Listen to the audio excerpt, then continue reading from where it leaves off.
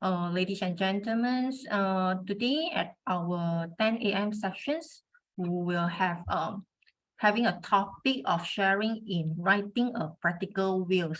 So today I'm your MC, Lacey. So today is our honor to invite Mr. Lee Ki Chuan to share with us on this topic. So before we start, let me give a brief introduction of Mr. Lee Ki Chuan. So Mr. Lee is a chartered financial consultant, chartered life underwriter, fellow in Life Management Institute, CFP professional, and also a licensed financial planner. And most importantly, he is a principal of Estate Planning Malaysia Academy, the first in Malaysia which offering the 100% online estate planning practice course. So we can say that Mr. Lee is the best candidate to present the topic today, writing a practical will. So I know that many of us may write a will by their own, but rather it's a practical ones is a questions that to ask. So today we'll pass the sections to Mr. Lee to share with us on writing a practical wills. Hope everyone can enjoy the topic. Mr. Lee. All right, thank you very much, Lacey. Good morning, everyone. Okay, today I'll be sharing on this topic on writing a practical will. It'll be about 45 minutes, then we have followed by Q&A. So hope we can wrap it up within an hour. So it's a short presentation and sharing with you all. So there'll be two parts to my presentation. The first part is that I like to build a bit of background before we talk about will writing, will planning kind of thing. Okay. And then second part, I'll go through the process or the steps that I usually do when I take instruction for my will clients, and also what are things that I'll watch out for. So there'll be very good knowledge and tips for you all when you want to plan your will. Either you try to do it yourself or you through a professional. Okay. Okay, a little bit about my background. Thank you, Lacey, for the short introduction. Other than I have my CAP professional, where I'm also a lecturer. I'm also qualified as chartered financial consultant, chartered life underwriter. I was a trainer in the life insurance company where I got my fellowship in a Life Management Institute. Double major in political science and psychology from National University of Singapore. I'm a licensed practitioner for financial planning. CAP course lecturer, and now I share out my practice knowledge in this Estate Planning Malaysia Academy.com. I'll give you a bit more information at the end of the talk. Okay, just a disclaimer, the material shown here are for presentation are for general information. So if you need any specific advice, please seek a relevant professional. Okay, just give you an overview. Today, I present it a bit differently from the one I presented 2 days ago, where I used my PowerPoint slides. This style is more like lecturing style. So my students like my style where I can have more interaction and be able to explain in more details, okay? But before that, let's look at the challenges when a person dies. When a person dies without a will, then most of the things will be frozen. There'll be a few things that will not be frozen. I'll give you the list later on. You can just screenshot later on for your reference. Most of the time, it will be frozen. The basic reason is because there'll be claims on the estate by those people who have interest in the estate, including creditors of the estate. Means a deceased, Mr. A, he dies, and then he owes people money, then all those creditors will have an interest estate. So they claim the estate. So this is why banks are insurance company, if there's no will, no nomination, your unit trust account, single name, then it will be frozen pending the legal person who is the personal representative of the estate of late Mr. A, the deceased, who is handling the estate. So then they will usually recognize this person by presentation of letter administration or grant of probate. Okay. So if a person dies without a will, means you don't have any instruction, you don't appoint your own personal representative, and you don't specify who owns your assets under your name when you are not around, then we'll usually follow the intestacy law called Distribution Act, which is applicable in Peninsular Malaysia and Sarawak. Okay, in Sabah, they follow the Intestate Ordinance 1960, all right? Okay, I usually like to start my presentation with some news cutting or some kisah benar. All right, so this one, I can't get my money from the bank. Like I mentioned already, show you the logic why the bank have to freeze the bank account when know that their bank client has passes on. All right. So this one single name, sure it'll be frozen. If it's joint name, then we'll discuss a bit later. And these are my collector's items, so-called newspaper cuttings, like this one, High Court of Sabah and Sarawak, Kota Kinabalu. The person died intestate, means without a will, on October 2001, and then they'll get the law firm to deal with it as the advocate of the administratrix, means the person who apply for letter administration. Administratrix means lady lah, so most likely this one is the widow. Okay, in October 2002, this one is 1 year. Okay, look at this one. The person dies intestate, means again without a will, in August 1990. Okay, this one is also this one is Sandakan. And you see how long, when did they apply for the letter of administration? December 2002. So this one is what? 12 years. Okay, and then look at another case. Okay, so this one is very common or very famous news title: 40 billion unclaimed or frozen estate, with 38 billion on land and property, 1.5 billion with unclaimed money, 70 million in EPF, 1 million land title stuck in the probate process, all frozen. And this one is way back in 2007. Of course, the figure has increased. The recent news that I've seen is either they say now it's increased to 60 billion or even 70 billion. Okay, so it's a huge problem. So that's why, you know, in the MIEP, I salute them. Of course, I'm also a member to have this idea of Wheels Week in Malaysia for the first time. So I think it's a very good exercise to bring up more awareness to the public. Okay, now come back to a bit of detail about what happened when a person died without a will. So for gross estate 2 million and above, this one will apply to people in Peninsular Malaysia and Sabah, where a person died without a will, and then gross estate, gross means without deducting all the debts of 2 million ringgit above, then all lawful beneficiary must give consent to the administrator's appointment. Okay, when you have all the legal lawful beneficiaries that you must get all the signatures to give consent, then if one of them just refuse, then it'll be stalemate. So there is one big problem here. Okay, on top of that, then when you apply this Probate Administration Act 1959 in Peninsular Malaysia and Sabah, then you need 2 sureties with administration bond to make sure that the administrator do the job properly. If the administrator, you know, after collecting the money from the bank, from the unit trust company, and then this person run away, then the beneficiary will be in trouble. Okay, so the law says that you must have the 2 sort of sureties like guarantors to guarantee the performance of this administrator. Okay, so this one, the law is very logical, but of course in practice it creates problem because how many people want to become a guarantor for administrator, you know? Yeah, so there's a reason why you know, we encourage people to write their wills, do their estate planning. Okay, so just to repeat, so based on law of distribution, the person died without will is here. And for our Muslim friends, then it's under Faraid. Yeah. So today, the most of my sharing will be on a non-Muslims situation. Okay, just now I mentioned that there are a few assets that will not be frozen, means they will not form part of the estate. You don't need to get grant of probate or letter administration. Okay, so one is EPF with nomination. I think on the 5th of September, EPF staff has given a good presentation. You can actually go back to the FB live of MIEP, and then you can get all those previous video. I talk about it, about EPF nomination and also life insurance nomination on the 6th of September on some of the misconception. All right. So EPF with nomination, then it will not be frozen in that sense. And then life insurance with nomination, PA, personal accident policy with nomination.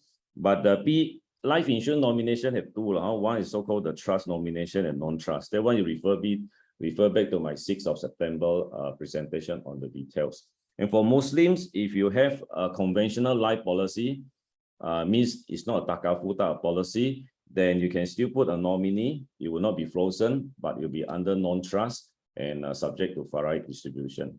If for those who are taking the family takafu, then if you use conditional hibah, then the nominee under the conditional hibah can collect the money, all right? And for joint account, okay, joint bank account and joint this EPF, sorry, joint unit trust account, then you look for the, what we call the survivorship clause, okay? It's better to get the black and white. So if there's a survivorship clause, means that when, if, let's say like Mr. A just now, and then he joint account with B, if A dies, then the unit trust company or the bank will allow B as a survivor to operate the account. Okay, but the issue is, even if B can operate account, even take out all the money in that account, but it does not mean that the money belongs to B, you know. So actually the money still belongs to the estate of late Mr. A. So that link up with the will instruction, what do you say about this joint bank account, joint unit trust account? Okay, so this one, if you don't mention it properly, then you create a lot of conflict later on, which I'll explain detail later on, yeah? So just give you an overview. Okay, for Amanah Saham Bumi Putra, now they have this conditional hibah. You can check out more details in the website, okay? All right, just a quick overview of what happened when a person died without a will. And I use Distribution Act 1958 to do the illustration. And you'll be mindful to know that there is an amendment in 1997. So do you know that what happened before the amendment in 1997? It says that when husband dies, the widow will get 1/3, the children 2/3. Okay, Lacey, do you know that if at that time, if a lady, a female, a wife dies, leaving behind husband and children, the wife still get 100%, you know? I didn't know. You did not? Okay. Yeah. So there are a lot of bantah, all the feedback, you know, and that's why the parliament, the lawmaker changed it.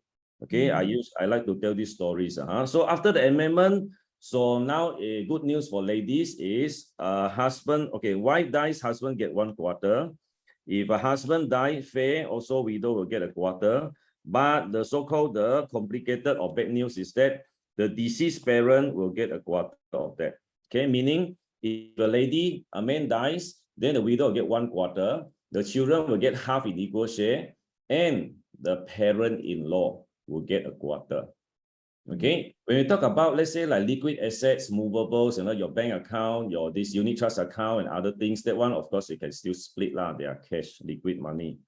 Okay, but what happens when there is a, what do you call that? A property. Okay, so you have the title in the name of Mr. A. When Mr. A dies, what happens is that the name will be taken out when you go to the law firm, right? So you try and do the transmission to the administrator, then you do transfer. So the wife, widow will get 1/4, children will get half, and then suddenly the in-law will get 1/4.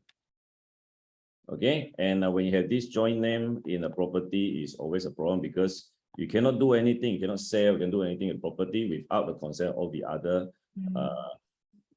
owners. Okay, so we go into, okay, this one, I got this picture a long time ago in Penang when I visited the Penang Island. Then I saw this photo and quickly took a photo. You see, this one house is not like birthday cake, you can cut, you know. So you see, you put this one here, I'm not sure, you know. So can you cut it, you know? And we try to divide your properties to different beneficiaries. So it is an issue, so take note of that. So now I go into our this presentation proper. So let me give you the picture of what happened. Okay, what I do when I do the practical will taking and also instruction taking, so you can get some of the pictures from there. All right, so you get this guy, I always say Mr. A, and when he is around, let's say I'm Mr. A, when I'm alive and around, all the assets under my name are called assets. In Chinese, it's called 资产, no? Correct. So like a bank account, a single name, I may have joint account, I'm a unit trust single name, I'm a unit trust joint account, EPF, you know, I car, and then P, I put properties. So I get a house, I stay with my wife, either a joint name or 100% my name. And then I may have other, you know, real estate investment. And I may or may not have business shareholding, for example, either a sole prop or partnership, or a Sendirian Berhad share. All right. And of course, number 4, life insurance. Okay. So just to let you know the process, so that you are clear. So when Mr. A dies, then the assets, all these assets are still under Mr. A's name. And now it belongs to what we call the estate. Okay. In Chinese, they call 遗产. All right. So it's a kind of legal status here, estate of person. But I always tell a story. Mr. A is go upstairs already, play mahjong with Steve Jobs already. Okay, he is no more in this physical world already. Okay, so then the law says that, hey, who is going to come into the shoes, so-called, to administer all these things? So you must have another person in this world to come in and do the donkey job lah. So in general, this is called a personal representative. Okay, of course, if a person died by a will, then it's called administrator. Then if a person died with a will, then it's called a administrator, or if it's a lady, then administratrix. Okay, even in my lecture, I always do like this. Okay, so draw a box, then you use a document called a will to so-called unfreeze your estate. And the beauty about having a will, this document, is that first thing, you can appoint your own executor. And the law assumes that you should appoint somebody that you trust, so you don't need to have all this surety and all the other beneficiaries unanimous consent, so you bypass that challenge. All right. So in executor appointment, you can appoint a person, and then you can appoint a substitute also. You can appoint up to 4 levels. Okay, but the issue whether individual is suitable as your executor, of course, there are a few considerations. One, if you leave behind a widow and you have minor children, then in Peninsular Malaysia and Sabah, it requires that you need to appoint 2 individual executors. So usually, I don't like a joint kind of appointment. Okay, either joint executor or joint guardian, Because usually my concept is, in estate planning, we try to reduce the time of, estate getting frozen.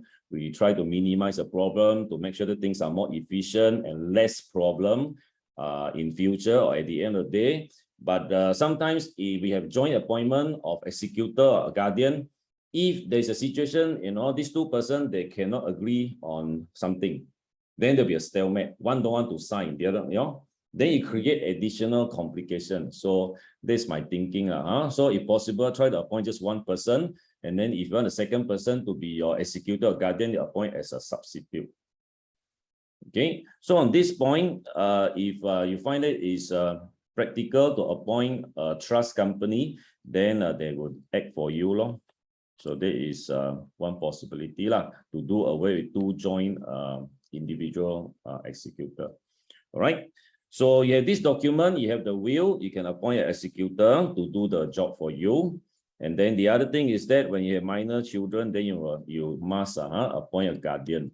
And a guardian, again, you can do a first person to be a guardian, and then a second person to be a substitute. Okay, sometimes I got clients who tell me that they don't know how to decide. Okay, usually I explain what is a guardian.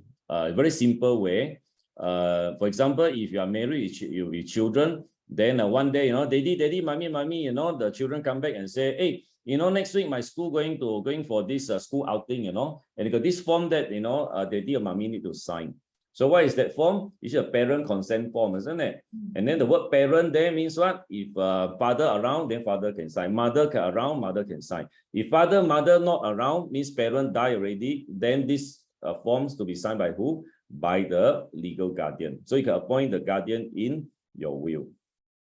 Okay, otherwise, if things happen, then you have to go to the court and apply. So that will take a long time and a lot of hassle. Okay, so bear in mind that you have minor children, then important to appoint guardian in your will. Okay, and I also develop a concept whereby guardian and also caretaker can be a different person. Okay, in practical, maybe, your children are taken care by your father or father, mother-in-law, but then they may be too senior. They may not want them to be the appointed as guardian. So you may appoint your brother or sister, your brother, sister-in-law as a legal guardian, but the caretaker can be another person, another party. Okay, so now come to the asset taking instruction. Usually I divide into, like I mentioned, into movable. First thing on the list would be a single bank account. Again, we use another color to highlight it. Okay, single bank account, like I mentioned just now, you don't have a will, be frozen. So you must write it into the will. Either you specify the detail if you need to, or you use it as a category. All my bank account under my single name, I give to, say, my wife or my wife and children. Okay, but the other thing is very important. I pay a lot of attention to this so-called the joint account, joint bank account. I've seen many cases, I got one actual case, the man who asked me to write his will. So I was taking the will instruction. I say, okay, your bank account, okay, right. And then, do you have joint bank account? Always must always ask this question. Do you have joint bank account? He said yes. They must also ask with who. Okay. And then the thing is that he said, I got one account with my elder sister. Oh, elder sister. Then whose money is that? Oh, when my father passed away, they give our brother, 5 of us, a sum of money. And because my other brother and sister, other sibling, they trust 2 of us. So we went to the bank, we put into just open a joint account, me and my elder sister. Oh, okay. Then how do you want to treat the money? Okay, of course, I want to give back to my brother and sister.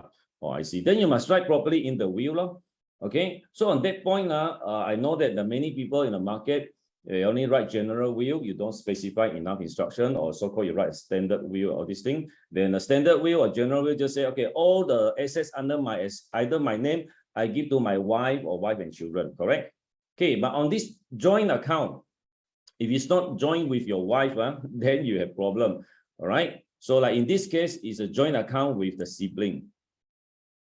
And then, the person go upstairs already, then you cannot call down, iPhone 14, the latest one, you cannot borrow from CJ and say, hey, I called down, I forgot to this instruction, I must stay, otherwise they go and fight down there, a lot of confusion. You cannot do that. And the guy, people down here also cannot call up. Correct or not? So you think in this way, so you better leave sufficient instruction into your will. Will means it's a document that when you're not around, you speak for you.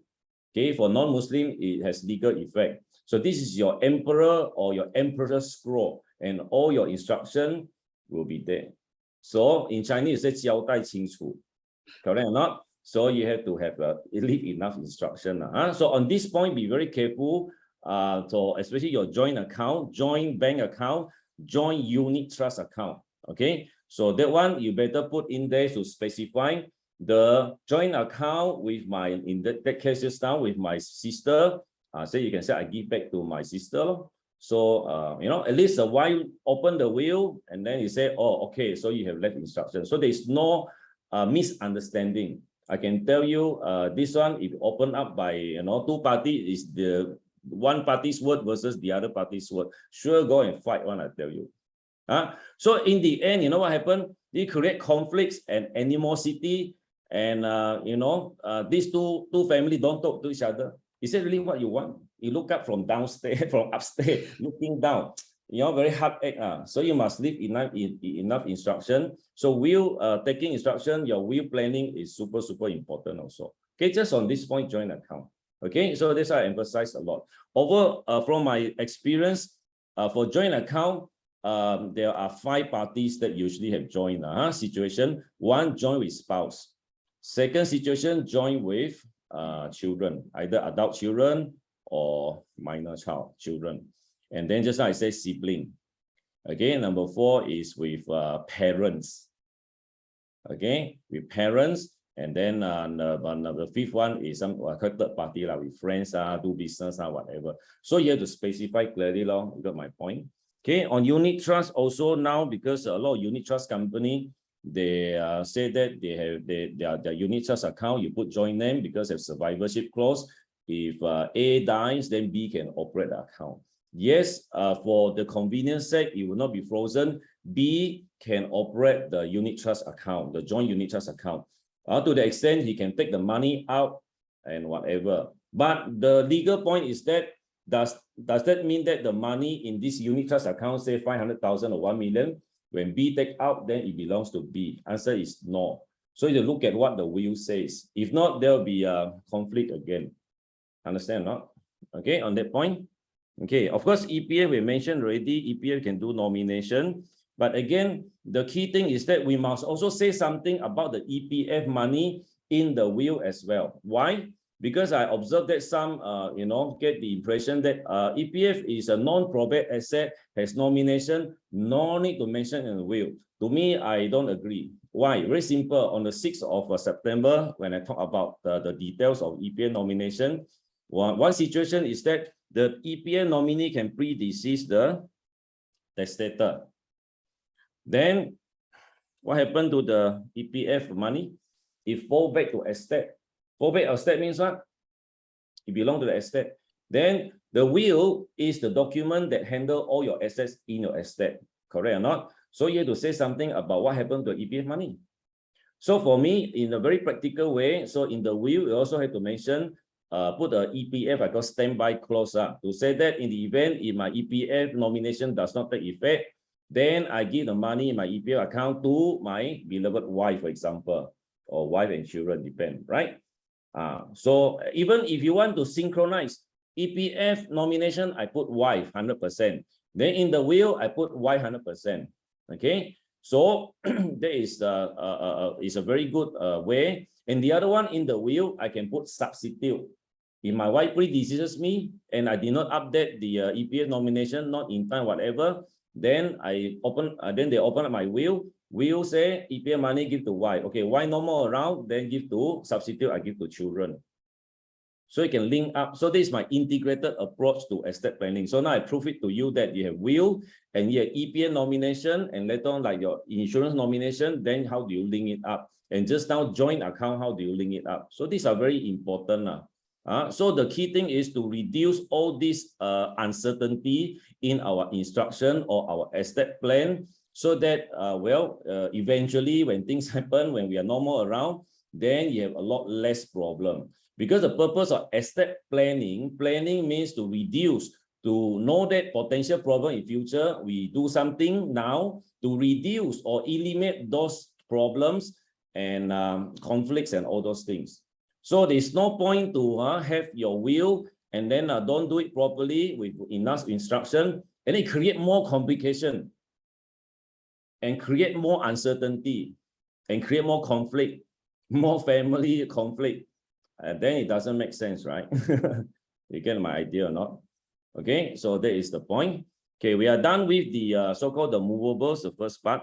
Let's look at the property side. Okay, like I mentioned just now, the property, if this one is 100% joint, 100% owned by A, then A can say, okay, if I'm not around, then I give my house to my wife, for example, or wife and children, for example. Okay, so in some other situation, you get joint name also in house, isn't it? Okay, and I have to also, as a will taking instruction process, I always ask, okay, first house that you stay, is it 100% your name or is it joint name? Okay, it's joint. Okay, let's say joint name. They must ask joint name with who. Cannot assume that it's joint name with a wife. I remember got one case, actually my student, we do role play. And he said that one is joint name with my sister. Another case, joint name with my parent. It's an actual case, you know. They say, okay. He said, why join with your sister? Oh, because before I got married, we bought a house, so he put the two names long. After that, I got married. Oh, okay. So you have to, you have to understand the actual situation of each of the property. So they can be one situation. Okay, then you ask, okay, this house share, who do you want to give to? You know, kind of thing. Yeah. Okay. And then I got another case is that okay, how about the second house that you have? You have yeah, I got another case, this one business owner. He said, yeah, I got a second house under my name, 100%. But my parents are staying in there, you know. Oh, okay. Then who do you want to give to? I think it's not convenient to give it to them if I die, but I want them to stay in there, you know. Until my both parents not around, then after that, then only then I give the ownership of this property or this house to my wife, if my wife is around, or to my children. Okay, then you have to specify clearly in the will. Again, in the emperor scroll, empress's scroll, you need to specify clearly. So this I emphasize a lot. You must leave enough or sufficient instruction, detailed instruction, so that people know your wishes and how you think. Because after that, when the wheels open up, they cannot call up. Okay. Can update come down, you have to use dreamer. Chinese say 托梦. And I got a cheeky student who say people downstairs also can actually communicate updates. They say 招魂, call back the spirit and ask them. Okay, so you get my point. All right, so all the other investment also the same. It's better. Okay, I got another tips that I can share with you, especially on investment property. Okay, when you write a standard will or this general will, we say all my assets, all my immovables. I want to save money, on the clauses. I just put one clause only, cover everything. Okay, all my immovables under my name, I give to wife and children. Okay, so actually it's not practical. Okay, I've seen some cases. I advise them accordingly, because I know that a lot of people in Malaysia, or I mean elsewhere also, they love to invest in properties.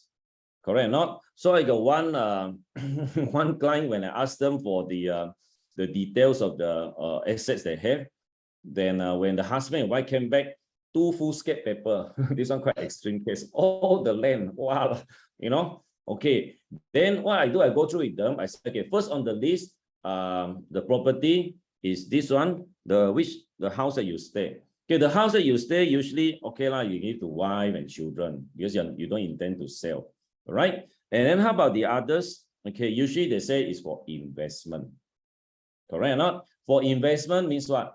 Meaning, when he bought the property, then in the so-called market is good, then the price has gone up, then you may want to sell for profit. So it's called investment. Am I correct? Investment property, All right. So in this case, especially like a client or person with young children, family married with young children, then you have to be a bit more careful.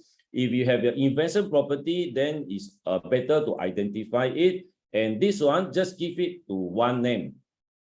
Say, for example, give to wife. Don't say everything give to wife, children, equal share, whatever. Why? Because for investment property, when the market, now of course market is down, when the market is good again, if the investment property is inherited by spouse and children, all join them, especially minor, even worse, you can't even do anything. So your wife also cannot sell, cannot do anything. You want to mortgage to the bank for money to do business, also cannot. Okay, so for investment property, my practical advice is you give it to just one name. Okay, if possible. Because you put joint name, then investment property, you want to sell, market so good now, then still cannot sell. All the investment property still have children's name there. Then cannot long, have to wait until all of them, the youngest reach the age of 18, and have to get their consent and talk to them and get their signature. Ding dong, ding dong, ding dong. So it's not practical in that sense. Okay, so identify a few points that you should take note to make sure that your wills are practical. All right. So these are the main categories, the movables, the immovables. Okay, for shareholding, business interest or business shareholding, usually the situation is such that you have, I use another color, so easier to see. Okay, use red. Okay, so it's either you have a sole prop or you have a partnership or you have a Sendirian Berhad share. Okay, of course, this one will look at 2 layers of planning. First layer, you put the instruction in the will. Then if you have a sole prop, of course, if you're not around, then whether your business can continue is an issue. So assuming that your wife can continue, or you let your wife handle whether to sell off whatever, then you give it to your wife to handle. There's no point to give wife and children all in equal share for business shareholding. So again, in your general and standard will, you don't just put one clause and say all my assets under my name, I give to my wife and children equal share. Most fair, but I tell you, it's not practical, it's not going to work. Okay, so business shareholding, nothing much you can plan for this sole proprietor or partnership.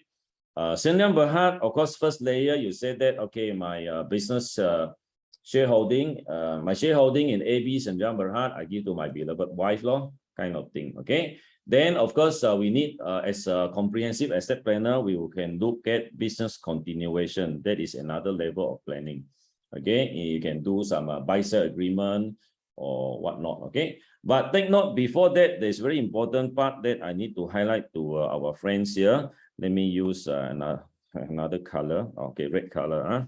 I use another color. Okay, so here, very important. You have to watch out for your business liabilities exposure.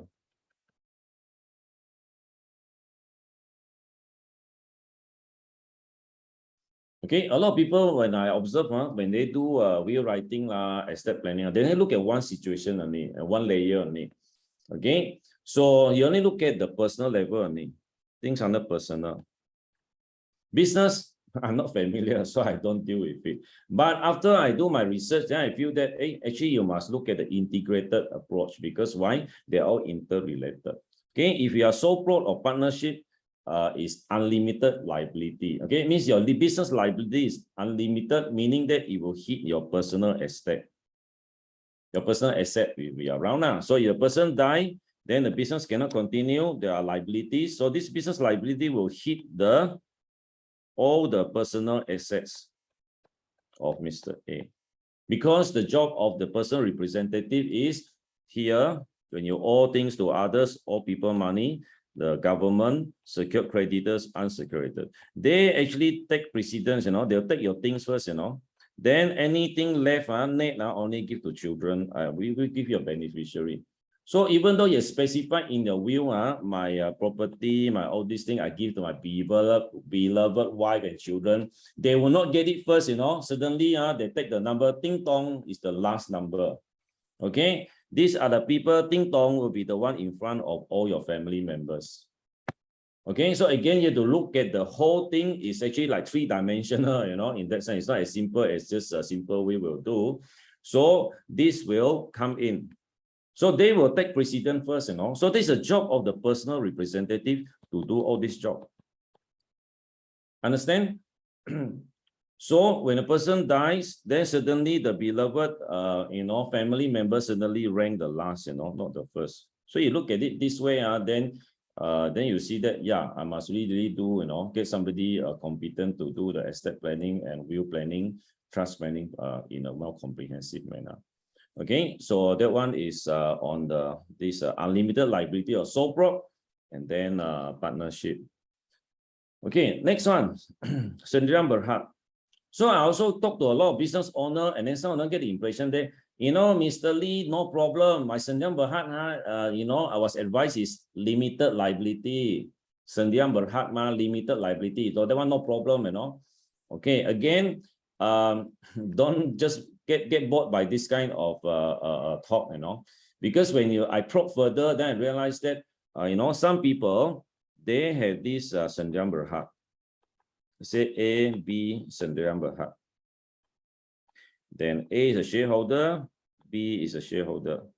And then they use a Sendirian Berhad to go and apply for financing with bank, all these things. Of course, collateral also have to be taken for the financing to the bank. Either the collateral is a property owned by the Sendirian Berhad, or it can be owned by the shareholder or directors themselves.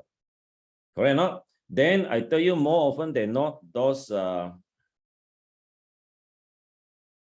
the bank will ask the shareholder A and B, and of course, usually they are those directors, to sign as personal guarantor for the company loan. Okay, so what is the implication? All right, so let me paint you the picture. Say Mr. A dies, and then he is the main person running the show. So the business also failed. Then the business creditor will go after the Sendirian Berhad. And when they sue to get back their money, let's say 1 million, for example, the outstanding, they'll sue AB Sendirian Berhad, they'll sue A as personal guarantor, they'll sue B as personal guarantor.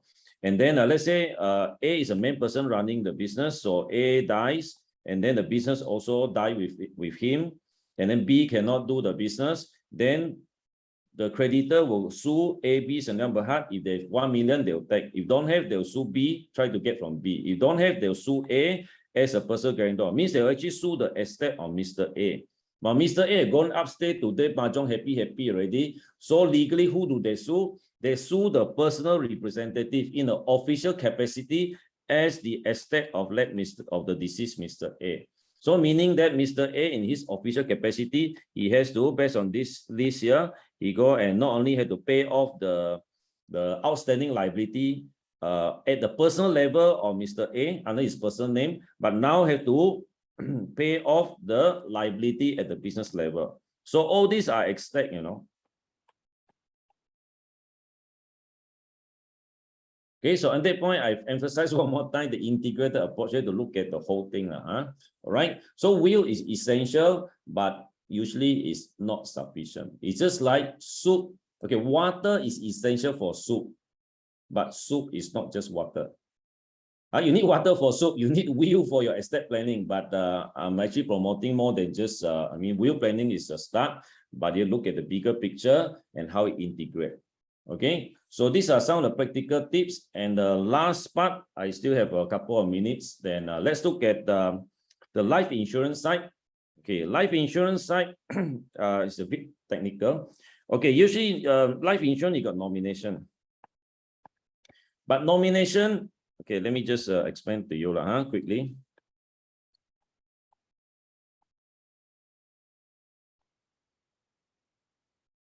Including PA policy, personal accident policy. So yeah, this person, Mr. A, he is the policy owner. And of course, in insurance, you get this party called he's an insured. Okay, Mr. A. So in this case, if Mr. A is insured, Mr. A dies, means the insured dies, policy owner also dies. So in this kind of situation, if there is no nomination, what happens is that this insurance money will form part of the estate of Mr. A.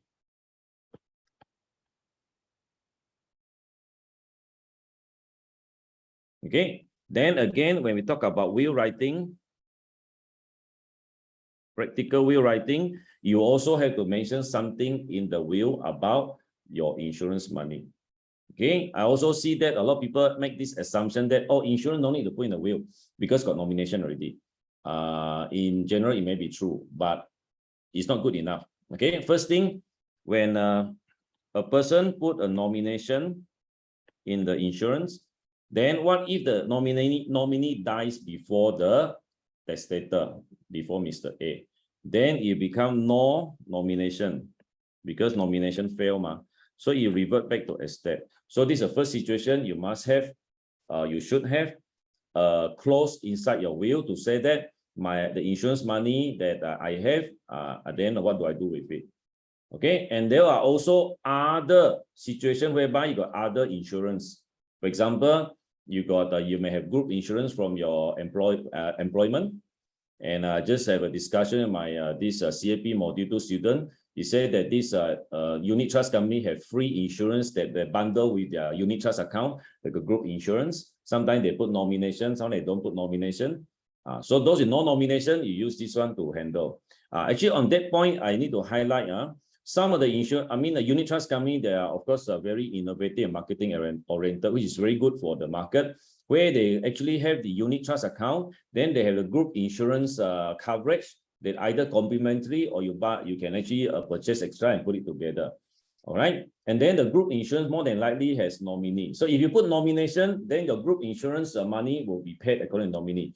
But how about the money inside the unit trust account? It will not follow the insurance nomination, you know. So that's why in the will, your unit trust account, your insurance, your EPF, all this is good to specify clearly what happened. Okay, so this is another practical tips for you. Okay, come back to this one. In terms of nomination, we usually say that there are what we call trust and non-trust. Okay, of course, this one will need another session to really go into the details. So anyway, so you can refer back to my 6th of September, that particular sharing, or if you want to know a bit more details, then you can It's actually all these are actually available in my this academy the online academy. All right, so let's round it up. I promised to finish at 10:45, so now it's 10:45, and okay. So because today we talk about the practical will writing, so I share with you many points already, and it's recorded, so you can go back and watch the video again and pick out all those points. But the whole thing that we want to have it comprehensive, or the whole asset planning, actually, my suggestion is we use the integrated approach, where we look at your will instruction and how it link up with your even your EPS nomination, your life insurance nomination. And if you have a minor children, it'd be good to set up a testamentary trust, means a trust inside your will to link up all the other assets that you have that you give to your children, you know. So you must have that. And then in a testamentary trust, it's good to also specify more clearly. Usually I have two portions for my testamentary trust clients. One is what to do with the movable assets. Okay, liquid assets for the maintenance, education, medical expenses. And then the second one, what to do with the immovable, the properties that you ask your trustee in your will to hold on trust. Okay, so they have two different situations. It's better to specify in the separate courses. And of course, in certain situations, we will bring in a living trust. We may use funding like life insurance or cash, for maintenance and education of your minor children. Okay, so this is an overview, and this is the whole concept. So what I do is usually I will do the will, the living trust, the nomination. So we'll link it up. And just like I mentioned about if you have a business, then how do you make sure that your business can continue? And then if you have businesses that you sign as guarantor or unlimited liability, how it hits your estate. So all this we will do it in integrated approach. Okay, with that, okay, so the last sharing is, okay, I have this Estate Planning Malaysia Practice Academy, where I actually share out a lot of my practice knowledge on will writing, on trust, on estate planning, business estate planning in this particular academy. And my sessions or my lessons are all video ready, means recorded, and you all can go in. You just pay one-off fee, annual fee, then you can have access to all the videos. And I'll have live tutorial session on most of the time weekly basis to interact with my students or my subscribers. Okay, so this is the give you a special code for this Wills Week by Malaysian Institute of Estate Planners. So you can scan it and then you can key in this particular code to get the special offer. All right, so with that, thank you very much. I pass it back to Lacey. So I hope I shared quite a lot of things, and so now I'm ready to take some of your questions. Thank you. Yeah, thank you, Mr. Lee.